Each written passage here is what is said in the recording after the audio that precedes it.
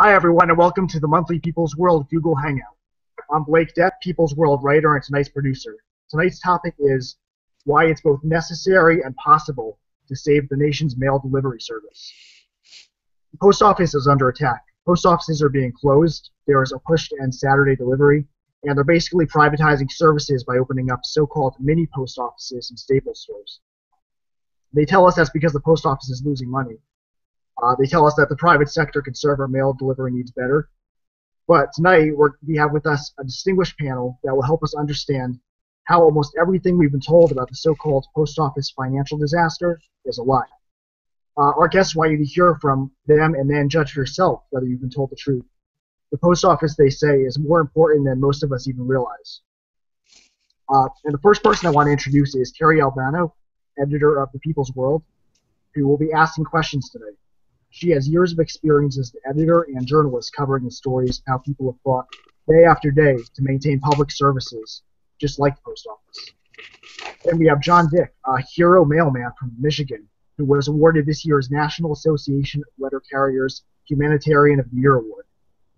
John is the type of mailman who got to know his customers personally, the type of mailman who stepped in and stepped up when necessary to ensure people really got what they needed. And he has an amazing story, which you'll hear tonight. And then we have Roscoe Woods from the American Postal Workers Union. He's a union leader who understands the kind of unappreciated work his members do and how that work serves and helps us all. So you'll be hearing his perspective on things as well. All right, Terry, do you want to take it from here? Thank you, Blake. Really happy to be here. We're in Chicago and hosting this Google Hangout with our two guests, John Dick, who, as Blake mentioned, is a letter carrier in Royal Oaks, Michigan, and a recipient of his union's National Association of Letter Carriers Humanitarian Award. And John received this award for his work in the community, in particular for what he did for one of his customers who was faced with a fatal medical condition. John is a union activist, writer, and avid biker, and his most recent article in People's World is The Biker and the Reverend, How I Learned History at Work, and I really urge all of you to go read that. I'm also glad to introduce Roscoe Woods, who's president of Local 480-481 of the American Postal Workers Union, and a 25-year postal worker who's also in Michigan. Roscoe also writes for his Union Locals website, which I found had two interesting quotes on the top of its homepage. One was from Franklin Delano Roosevelt, former president. If I were a worker in a factory, the first thing I would do would be to join a union. Then he has a second quote. There's class warfare, all right, but it's my class, the rich class, that is waging war and we're winning. And that's by Warren Buffett, the billionaire. So welcome to you both. Thank you. The American public is being inundated with all sorts of anti-union, anti-government messages that the Postal Service is on its last leg, it's broke, it's obsolete, all it does is deliver junk mail, and the internet and email is going to replace it. But John, from your perspective, as a letter carrier, you have said letter carriers do a lot more than just deliver the mail. We save lives, we rescue people, we get hurt, we feed people, we keep people in touch with one another, and help hold an entire nation together. So John, let's start with you. What's going on here? Why does the public keep hearing something totally different? Well, that's a question that Roscoe and I have. We talk about all the time. Why is there always such this negative spin coming from the Postmaster General himself? This disinformation campaign, I would like to call it, to be quite blunt. The latest link here I have, and this is straight from the Postal Service. I'll read straight from you. The USPS ended the second quarter of 2014 fiscal year, that's January 1st through March 31st, 2014, with a net loss of $1.9 billion. And it goes on to explain about how revenue has increased through the package business, over 8%, fueled by the growth of e-commerce. The USPS continues to capitalize on its competitive advantage. So there's all these very positive things, and then it just ends saying that we really need to make some dramatic legislative changes to the Postal Service for us to have a financial turnaround. And I even heard it on the AM radio in my truck as I was delivering the mail, this massive disinformation campaign. So then we are left as the letter carrier union. Our national president has to come out and counter this.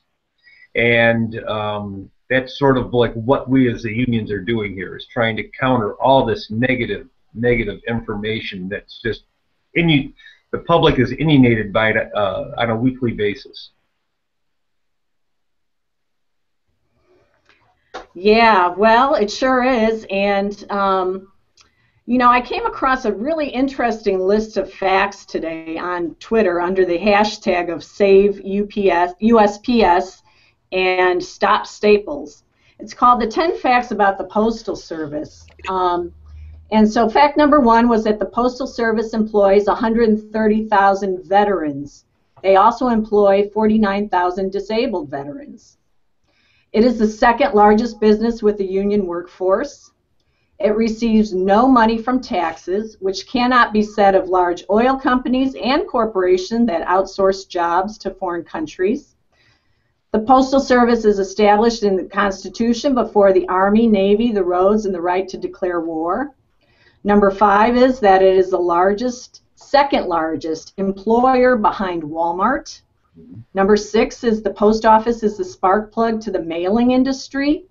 7 is the mailing industry is a $1 trillion industry. 8, the mailing industry employs 8 million workers. 9, the mailing industry is 9% of the gross national product. Number 10 is it's required by Congress to prepay retirement costs for employees who haven't been born yet. Now we're going to get to that number 10 in a minute, but Roscoe, you know, it was just amazing to hear, to me, that the United States Postal Service is the second largest employer behind Walmart. And we all know Walmart is famous for its low wages and notoriously anti-union behavior. So the post office provides not only valuable services for the public, but also good paying union jobs. But you know, there's been this talk recently about privatizing and outsourcing to this retail giant Staples. Can you tell us a little bit about what's going on with that? Well, yeah, you want to hear the Postmaster General talk about privatizing. He continues to say that the service is simply trying to find new avenues or new ways to sell its services. And once you get into the heavily redacted the heavily redacted contracts that go back and forth between the two, it's only then that you'll see that the Postmaster General's made it clear that his goal is to farm out retail to Staples, and the goal is like with every business, the goal is to reduce costs. So what they want to do is basically take the everyday retail you get at your post office, ship it out to Staples, and let Staples pay the cost of the labor, and Staples is hoping to bank on having a post office in their installation that they'll get the extra customers buying their products and services. You know, the APW has been pretty straightforward about our opposition to Staples. We'll work with the Postmaster General and the Post Office day in and day out to find new avenues, new venues, new services to provide the American people. But we believe that all needs to be done using hardworking postal employees. I take an oath as a postal employee to safeguard the sanctity of the mail. What the Postmaster General doesn't tell the American people, and I think it's an incredibly dishonest position to take, is that if you go to a Staples and you drop a letter off, you drop a parcel off, it's not even considered mail until it's picked up, collected, and secured by a bona fide postal employee like myself. So you can sit there and you can drop a register, you can pay for the insurance, and you have and expect that service and that guarantee that we're going to do our best to protect the sanctity of that mail. And until somebody comes by at 5 o'clock to pick it up, it's just sitting in the tub in some Staples somewhere. And the other aspect of it that we find incredibly disingenuous is, you know, it's almost as soon as the Postmaster General announced the deal, Staples announced it was revising its fourth quarter profit statement and it was closing a couple hundred stores.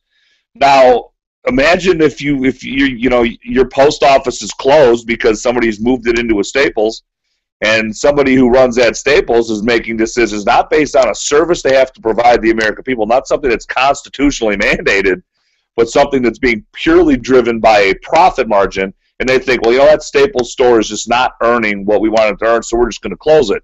Now what are you going to do?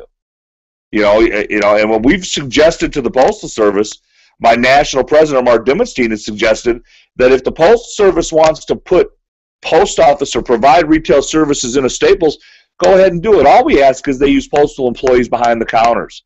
And we've suggested that Staples can subsidize the back end of the wage. You know, if they're paying their people $8, $9 an hour, well, they can pick up that end of the postal employee's wage.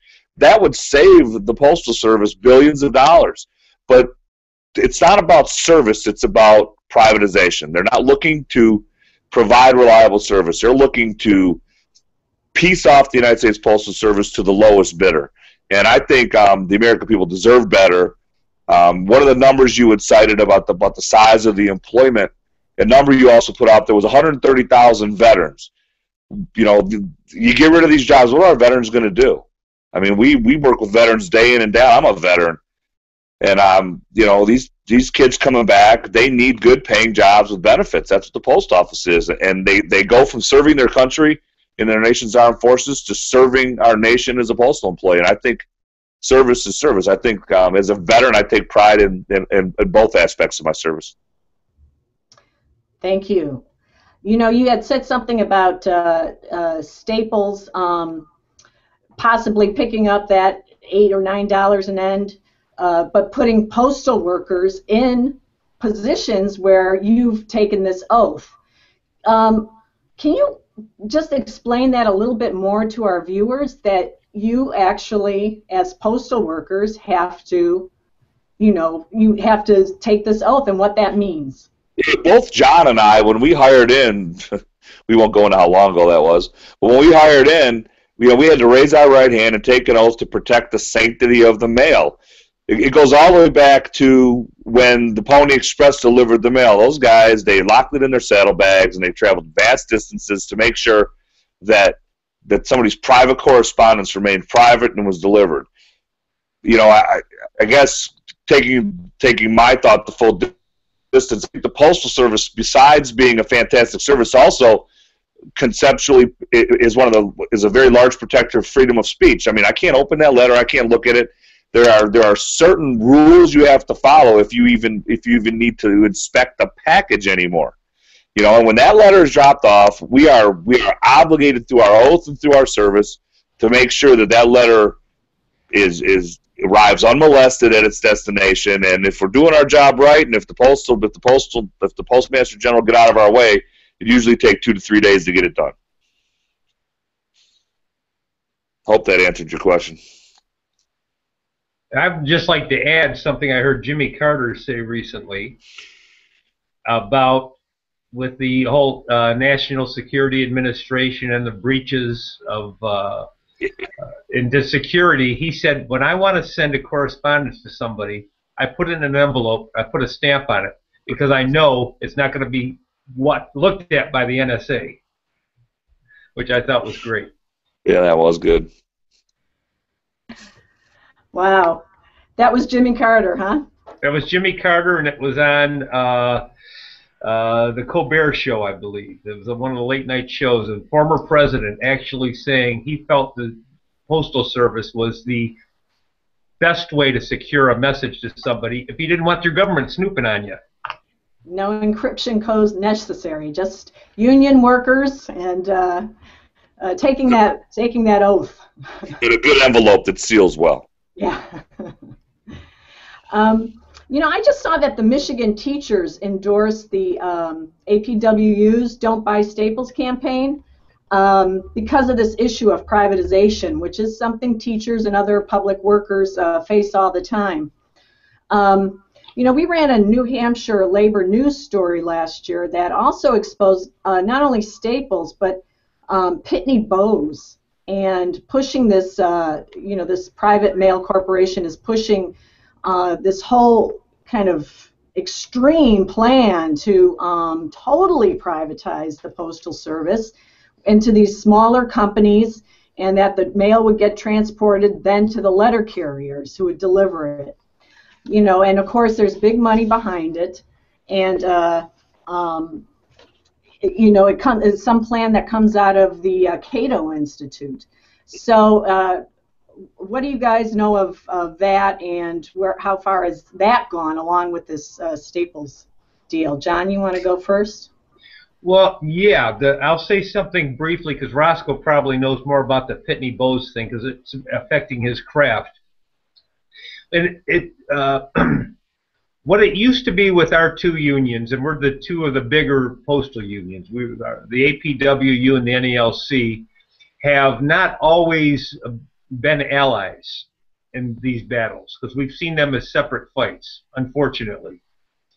But what we've come to within the last year is what we call the alliance, the Grand Alliance, to where we realize that all of us, the four postal unions, the APWU, the NELC, the mail handlers, and the rural carriers, need to all be paying attention to the issues that affect each other.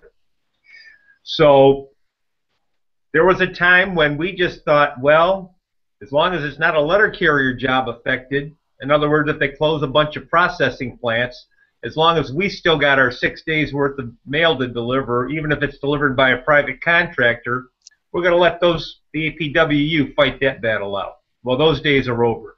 Thanks to your president, Roscoe, Mark Diamondstein, and my president, Fred Rolando, who I think are visionaries in this union struggle, building the coalitions that need to be built. So with that being said, I'll let Roscoe explain a little bit more about what's been going on in his craft and with the Pitney Bowes issue.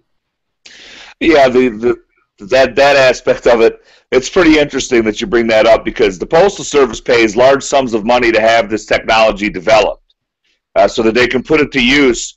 And like before we went online to talk about this, we were talking about the fact when I hired in 25 years ago, we had 6 machines at the plant I worked at. Each machine had 18 people on it.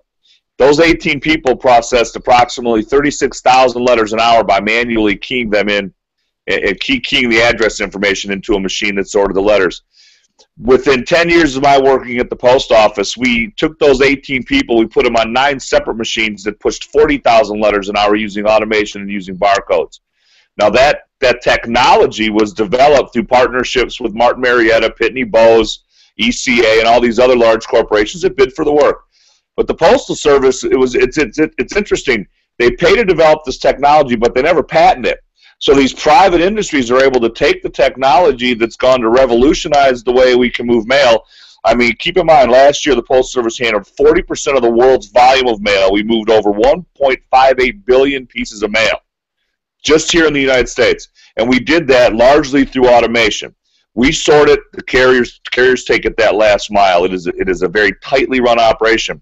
But now Pitney Bowes, they start setting up these private mail houses, and they try to sell us on this bill of goods that they can carrier route that mail. They can go ahead and they can get that mail down and they can get it to the carrier so the carriers can finish the job and deliver it.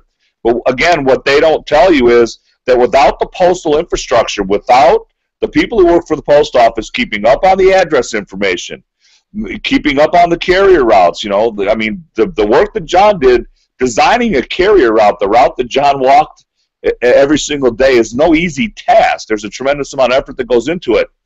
And the Postal Service, which has this monopoly, could again find another revenue stream by saying, okay, Pitney Bowes, if that's what you want to do, you're going to pay us for this address information, but they just give it away. Which takes me back to my belief that the Postmaster General is not an honest. I hate to bash him. I mean, I've met him. He's a nice guy. But I don't get it. His job as Postmaster General is to protect the Postal Service, to continue to manage and see that this service provides what it's supposed to do to the American people.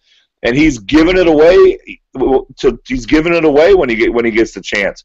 And Pitney Bowes, they want to provide this service, and they want to make money off this service. But what they don't tell you is they still need the Postal Service to do it. So again, they want to take off the profitable parts of this organization. And I'm telling you, the Postal Service does a tremendous thing. I mean, all anybody needs to do is get a tour of the plant where I work at. I mean, when we're up and running, we're pushing 2.2 million letters an hour. You know, we always say all we do is make noise.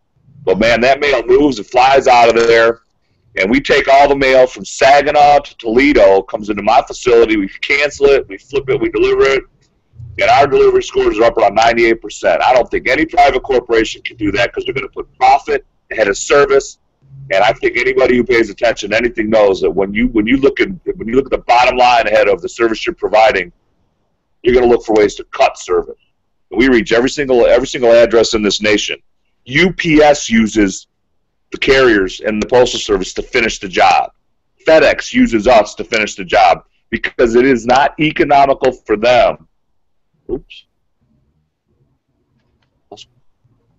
Uh-oh. Uh-oh. Uh-oh, I think Roscoe, I heard him say, oops, and then he went dead. I think he might have. Okay, here he comes. Back. Oh, is he back? Shot me down. Roscoe, we hear you. Don't Maybe the that. shot me down. Did you disconnect yourself? No, it just cut out. Oh, okay. Maybe the Master General hung up on me. Maybe that NSA. Yeah, I don't know. I don't know what's going on. Obviously I got some technical difficulties. Well, we hear you loud and clear, and you were making a really good point, especially about the productivity of postal workers and versus this private corporations that are looking at it just for profit. And the idea that we're going to hand over these public assets to these private corporations, what, so they can pay their CEOs $25 million a year or something like that? So that's what you were making, Roscoe, before you had your technical difficulties. Yeah, and I'll end on that one point. I don't believe that the leadership for the United States Postal Service are honest brokers anymore. I think Congress was tasked in the Constitution to protect and provide for the Postal Service. I believe that private industry, special interests, and I don't even think the big mailers are behind this privatization scheme because they get quite a deal from the United States Postal Service, which we have a reason to believe that the rates they get, they're not necessarily in line with the laws that provide for the discounts. But there's nobody who's in it purely to make a profit that's going to give them the discounts they get. Still can't see me. Well, no, we can't. I don't know. We had this difficulty before, so I don't know. And you fixed it somehow. So maybe you'll be able to figure it out. So I'm going to move on to something related, and it has to do with Congress. And in 2006. Under the George W. Bush administration, Congress passed an extraordinary bill which mandated the overfunding of your pension systems. First, it has to be funded up to 75 years in advance, which is kind of like the twisted opposite of what other public workers are facing right now in terms of their pensions, which have been underfunded. But either way, they're both these pension issues are both being used to, attack workers' benefits and attack the actual services and the jobs, etc., and put the onus on the workers. So, can you explain this pension business that's going on and how it's also related to this idea that the post office is broke? I'll let you go, and Roscoe can. Yeah, go ahead, John.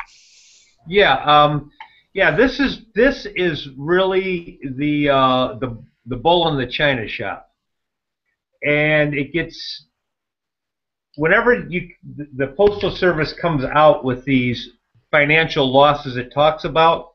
There's a $5.5 to $5.7 billion chunk of money that's supposed to be going into this future retirees' health benefits thing.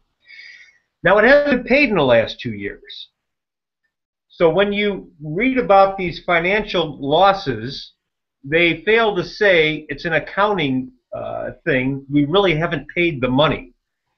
So when you hear $1.9 billion loss, you separate that from that $5.5 billion annual chunk of money they're supposed to be throwing in there, and you come out with numbers like, oh, they made $600 million one quarter, $900 million another quarter, and that is what our unions are trying to really get to the public here. It's just one of those accounting things that it's hard to explain in a soundbite to somebody. But once you understand it, you get to what the crux of the issue here is. That this is a lie about the postal finances. It's a disinformation campaign of the grandest order. So no other corporation, public or private, entity has ever been asked to fund their retirees' health benefits at such an onerous rate. I mean, we're talking about having to put money into a fund to support people that haven't even been born yet, much yet hired by the Postal Service. Right. And it's so ridiculous. And the lie has been going on for so many years now, it's just befuddling to me, and I talked with Roscoe about this yesterday, why there's not more of our political allies fighting this in the halls of Congress, why the Postmaster General himself can say these things. He's never made it a priority, him or the previous Postmaster General that this was enacted under. They have not made it priorities to straighten this mess out. And that the big question is why? Why? And the only answers that Roscoe and I can come up with, and other activists I work with, they're not good answers. I mean, they're disturbing. It's like, why hasn't this been addressed? Because with a little pushing and lobbying in the halls of Congress, we could have fixed this thing years ago. We could have probably fixed it back a couple years after it happened when we realized it was a problem. The Postal Service agreed to this thing back in 2006 when we had one of our most booming years ever before the Great Depression. So it was like, yeah, not a big deal. We can agree to this thing. Well, then when the Great Recession came around, things changed a little bit. But it has not been addressed. It is responsible for, and here's the figure that the American public needs to know, that one pre-funding mandate is responsible for 80% of the red ink of the Postal Service since 2006. Well, Roscoe, you know, I had heard that if this onerous burden of having to pre-fund the pensions, the Postal Service would be bringing in $1.5 billion in terms of, you know, the accounting or however it's done in terms of revenues. So, Roscoe, you wanna explain some of that too? John did John brought us this far. Uh-oh. Uh-oh. I don't see Roscoe's icon on here. I don't see Roscoe's icon either. Okay. Oh, I see him. I see a blank box. Roscoe, you there? I see him fiddling with his headset. Well, while Roscoe's figuring that out, I could probably just say a couple more things. I'll continue while Roscoe's getting his sound back on. Our mandate as the United States Postal Service, and this is what I think one of the most amazing things, as the second largest employer in the country, our mandate is to just break even every year. We have never been a profit-making institution for what we do. That's amazing. And we don't take one since I can't remember the date. It was since the 70s. We haven't taken one penny of taxpayer dollars to do this. We are completely self-funded, and we are not out there to make a profit. And that is something, as an institution, which I think is amazing. To be able to offer the American public the service we do, and to have these good-paying union jobs, good-paying jobs that people can support their families on, and still our mandate is to be basically a nonprofit institution. That's amazing to me. Well, I think Roscoe's still having a little problem, so let me just ask you, John. You mentioned about these good union jobs, and we talked a little bit about the veterans that are employed at the Postal Service, but also it's been a place where people who have been traditionally shut out of good paying jobs, African Americans, Latinos, Asian Pacific Americans, Native Americans, women, you know, have also found really good paying jobs that you can you know, buy a home, raise a family, you know, send your kids to college. What will this mean if this privatization schemes go through in terms of not only the jobs and the workers, but for our economy overall? Well, I can say one of the things, biggest things I'm proud of being a member of this organization is that historically it was one of the first places that allowed equal pay for equal work for women. My wife is a retired letter carrier, 31 years. She's enjoying her first year of retirement now.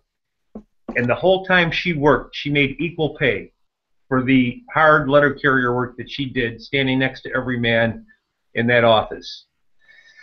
We work in a very diverse workforce, and the Postal Service pushes a very, very strong diversity program to where there's zero tolerance with any gender, racial, any of the typical inequalities that people have had to face in the workforce. The Postal Service basically has a zero tolerance policy on, and it shows in its workforce. It's just. Can you guys hear me? Oh, yeah, we can hear you now, Roscoe. Yeah, we can hear you, Roscoe. Yeah, I don't know what's going on. I apologize. So that being said, I'll let Roscoe say a few things. Also with the handicapped folks, the Postal Service goes out of its way to accommodate any handicap so that people can have. I work, you know, and Roscoe does too, with a lot of hearing impaired folks. Yep. And it's just been that kind of a place where it was an equal playing field and an example to the rest of America for what an equal playing field should be for a workforce. Yeah, and it does. It also does a very good job if for employees that are injured on the job of managing to find ways to keep them employed. Whereas other companies, other corporations, they may be pushed off to the side, and then they're going to need taxpayer assistance. They're going to need social programs. They're going to need things like that to maintain just a livelihood.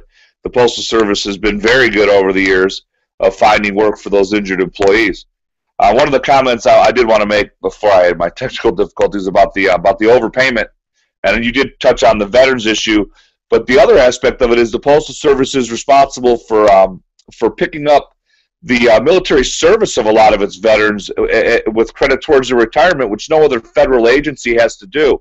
So you take the pre-funding, you take the veterans retirement, you take the veterans the legacy benefits for the veterans, and you put all that together, and the Postal Service.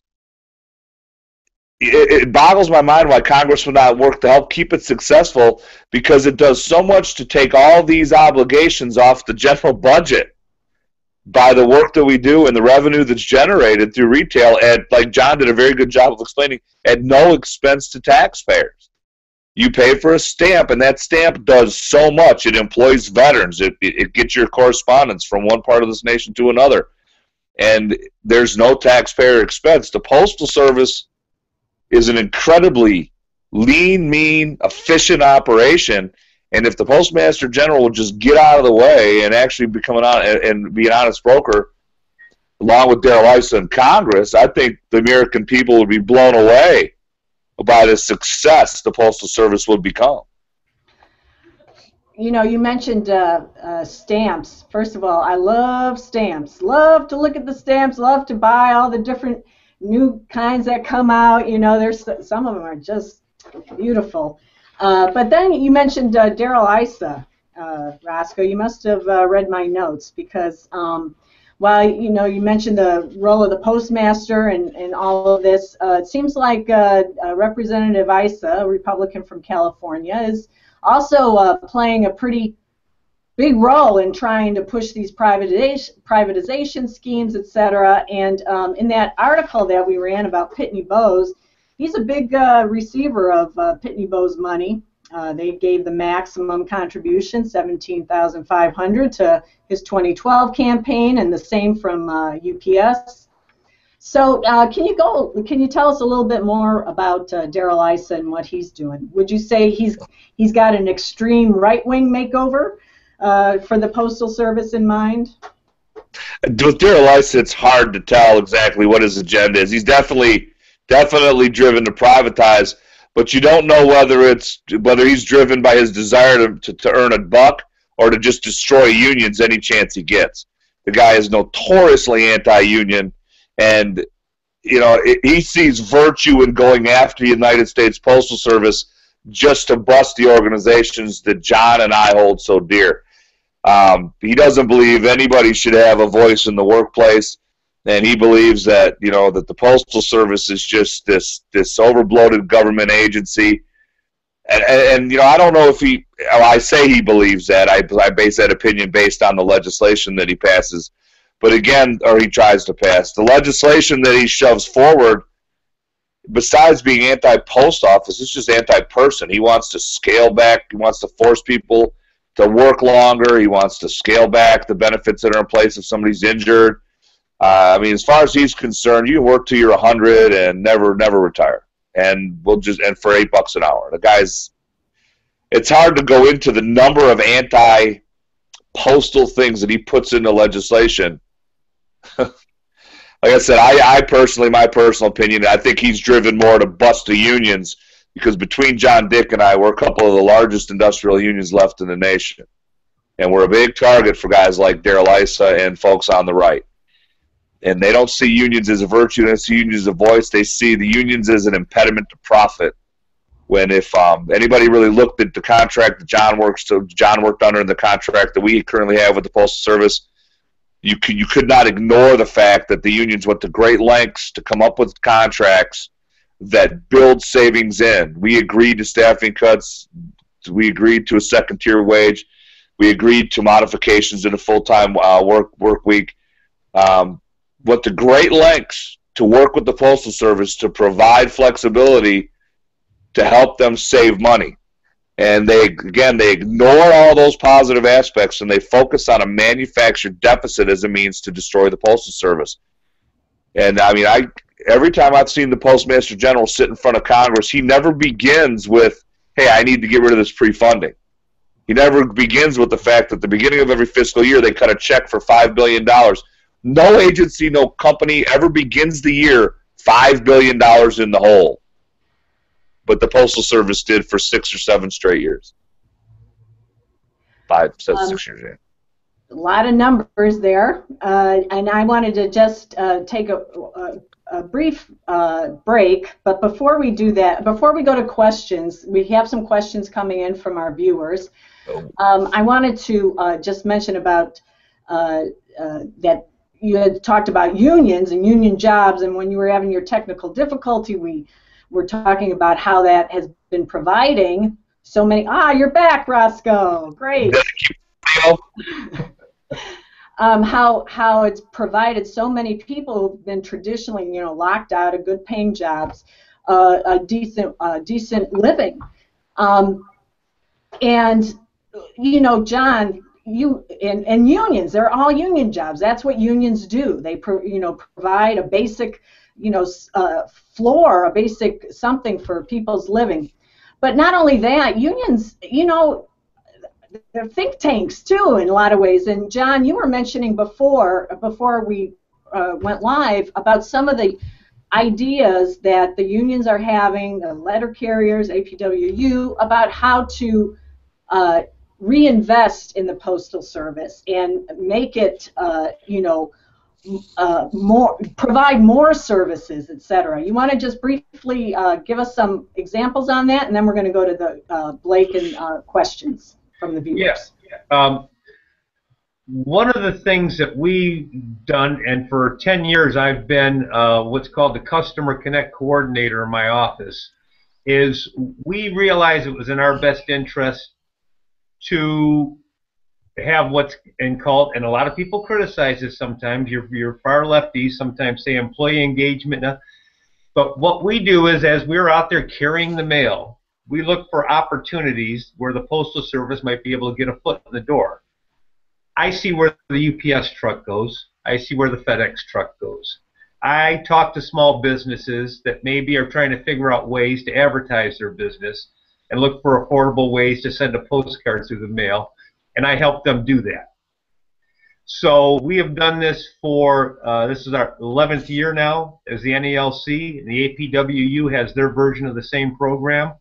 We see it as a very positive, and we have brought billions of dollars into the Postal Service just by talking to our fellow workers and saying, you know, if there's an opportunity out there, it makes a lot of sense for you to let somebody know so we can get a representative from the Postal Service over there. Another thing we do community-wise for the NALC, and the APW helps us out greatly on this, is we have the nation's largest one-day food drive. Oh, yeah. It just happened last Saturday, and I can tell you the Salvation Army Food Bank in my city of Royal Oak, in one day, we collect over 50,000 pounds of food, and that gets them through 4 months of the summer. In one day of our collecting food. And that happens in city after city after city all over this nation. We've also raised tens of millions of dollars for charities doing what we do. People understand that when you see your letter carrier out there, hey, you know, that's somebody that's part of the community. That's not a stranger. That's somebody who talks to my mother, who checks in on her on a daily basis. Are you okay today? That's the kind of investment in the communities that we do, and the kind of investment we do with our patrons. What I do is just a very hands-on thing. I tell people this. Imagine this, and you probably never think of it this way. When you see me, you see my face. I am the federal government walking onto your porch every day and seeing if you're okay, and noticing things that other people don't notice. Not just delivering the mail, not just giving you that service, but I'm doing so much more. Your actual federal government doing what we, as a federal government, should be doing a lot more of, which is interacting with every member of the community 6 days a week. Yeah, real quick, I know you want to get to some questions, but the point John makes about the house-to-house issue is after the anthrax attacks, which happened back in 2001, they actually, the federal government and emergency management actually talked to the Postal Service about using the carriers because they're on the streets every day to, in case of some other type of attack, to get medications out to people because they hit every address. And it's this human force that's out there that can be used to provide even more assistance, even during emergencies. So, yeah, I like the fact my mom is 50 miles away. I like the fact that the carrier goes to that house every day and will notice if something's wrong. I like that fact a lot.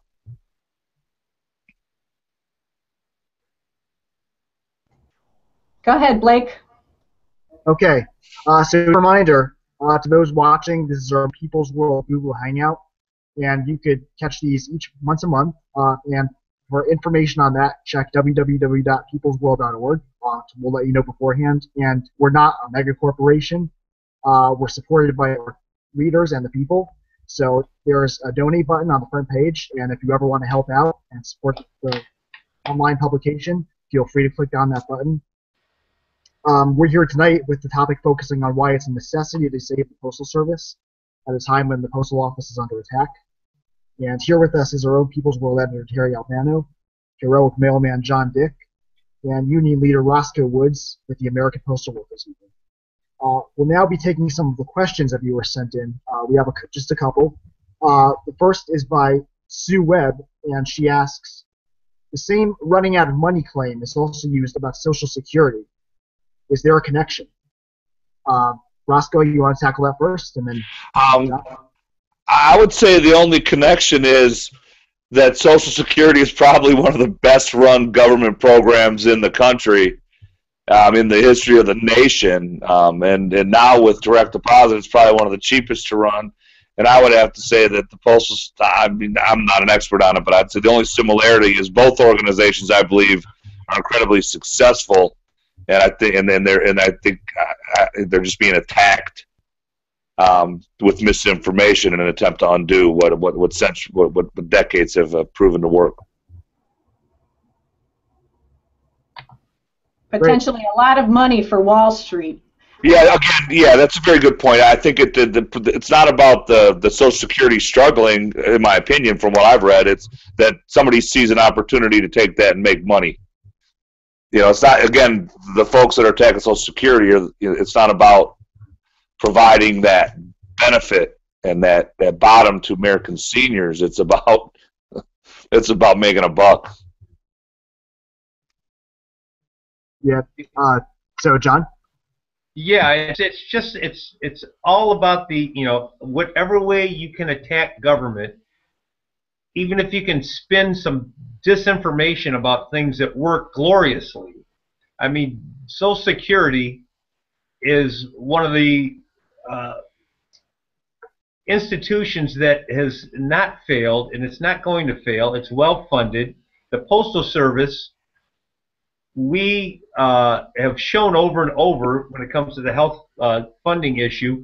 Right now, we are so well positioned that we conservatively figure that we have enough money to cover the next 45 to 50 years of retiree health benefits. Show me a private company that can say that.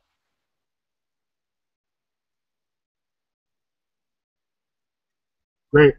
Okay, so our next question is from Urshel Johnson, and he says, is it possible for the Postal Service to itself offer email or other digital services?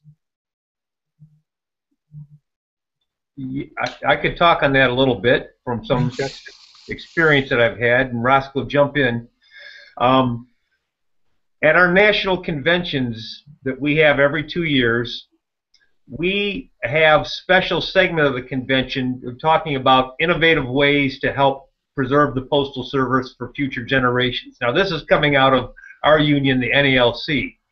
We actually hire people to write white papers. We call them, well, they call themselves postal geeks. Because all they think about is what the Postal Service has done in the past, how it can transform in the future to keep serving the American public and stay a viable institution. And they come up with some fascinating ideas where you can integrate hard mail into social media. So you get a hard mail piece in the mailbox that maybe has a QR code on it. You take your smartphone. So you're not only just getting a coupon at that moment, but you scan that QR code. Now it tells you all about the whole store or the whole nonprofit organization and what it does through that QR code. And it goes on and on. When it comes to email, there's been talk about ways that the Postal Service could offer low-income folks, and everyone thinks, the perception is everyone has a computer. Many low-income folks don't have computers or access to computers. The Postal Service could fill that void as well. There's been ways discussed about that as a public service that we could do that for folks. So yes, there's a lot of talk about it. I specifically asked one of the professors who came to one of our conventions that gave a class on this. I said, what happens with all your white papers and these ideas you come up with? He says, basically, they fall on deaf ears at postal headquarters in Washington, D.C. Why, I can't tell you, but our union spends money on trying to show the Postal Service ways to innovate. They refuse to sort of grasp onto that, unfortunately. Okay, Roscoe, you want to tackle that? I think John covered it pretty good.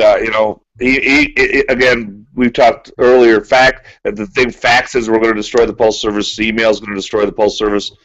I know that for a while the APW had discussed with the Postal Service the possibility, like with the Office of Workers' Compensation, all the claims are mailed to one specific office where they were scanned in. We have a service that we provide called delivery forwarding. And it's for what we call our snowbirds. Michigan has a large population of seniors that travel south for the winter, and they can arrange to have their mail forwarded to their winter address.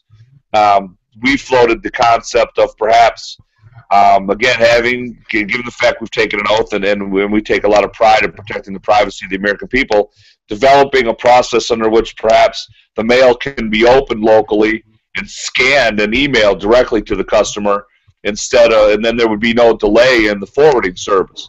And again, the sanctity of the correspondence would be protected because postal employees do take it seriously, and they could scan in the mail directly to the customers, and the customers could view the mail within a day or two of having it be received at the post office.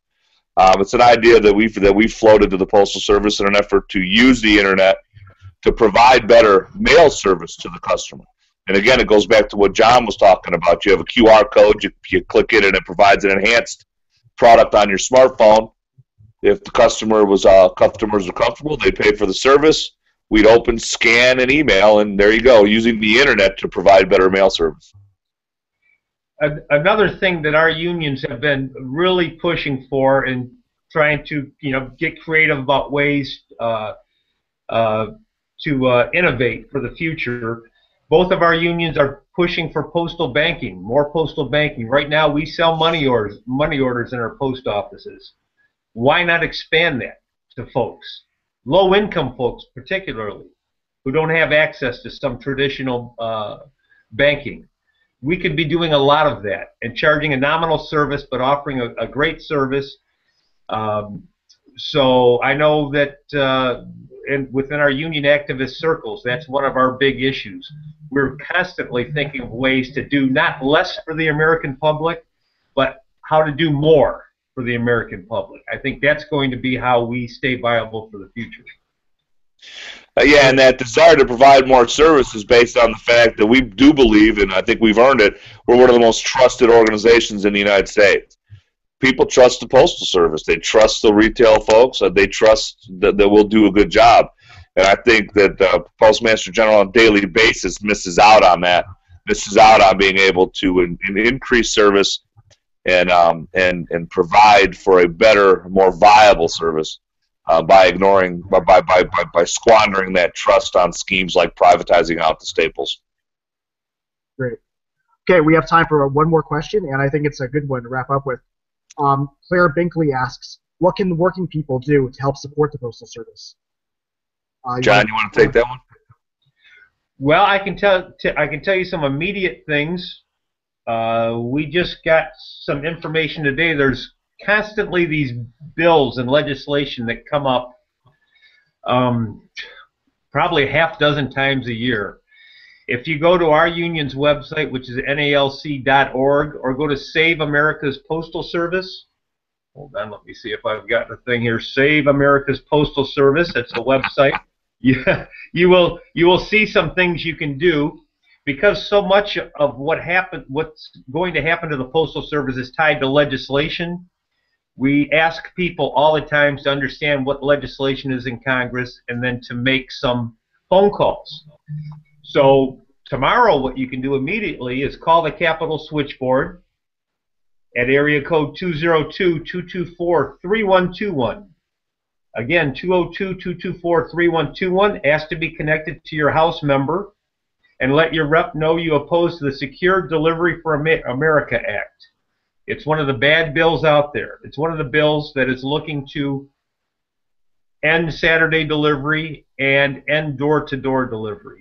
There's a move, a huge move, to actually have the little mailbox that you enjoy having on your house become part of a cluster at the end of your street where you have to go down and pick up your mail. And many of our political friends even are supporting these bills. So check out nalc.org, check out Save America's Postal Service, and take some action. Yeah, and at apw.org as well, we have the same links, and you can educate yourself, and there's numerous things that you can do to help.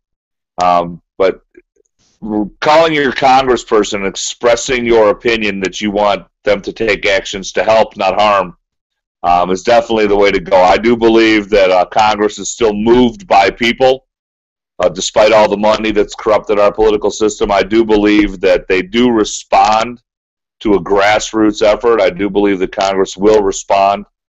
I know that speaking to representatives on the phone, is one thing, but I also know how the conversation goes when I go there in person. But call your reps, tell them you oppose anything that would harm the Postal Service, you believe that it should be preserved. And it's interesting because Amazon.com is trying to partner with us to deliver parcels on Sunday. And they're doing it a pilot in a couple of places, but I believe they're hesitant to fully commit because they don't know what the Postmaster General is going to do. And here we have an opportunity to have one of the largest retailers, e-retailers in the nation, partner with us to sort of deliver packages on a Sunday. And that's what you should be hearing about. Postal Service Inc.'s big deal with Amazon.com. But Amazon's kind of taking a slower approach because they're worried. They don't know what the Postmaster General and what Congress is going to do. And people need, Congress needs to see that, and the Postmaster General needs to say, bring it on. We'll deliver twice a day, 7 days a week.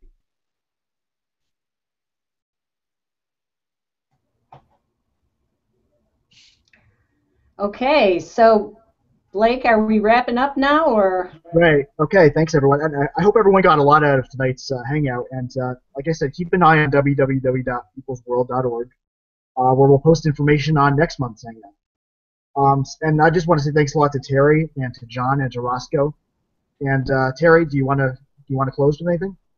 Well, it just seems to me that the Postal Service really occupies a unique place in American life here, and it's established in the Constitution. It's called the Postal Clause, which gives Congress the power to establish post offices and post roads. It's not taxpayer funded, unlike big oil subsidies. Right. It's considered a business. It funds itself if everything was honest about it in terms of the pension and all of that. It's part of our cultural fabric. I mean, who doesn't know the song by the Marvelettes, Please Mr. Postman? The attack on the Postal Service is just un-American, and I hope all our viewers will, call Congress, tweet it, hashtag save USPS, get your family, your friends involved, educate others, and really, this is something that the American public needs, and I want to just thank so much Roscoe and John. You guys really educated us, and it was great.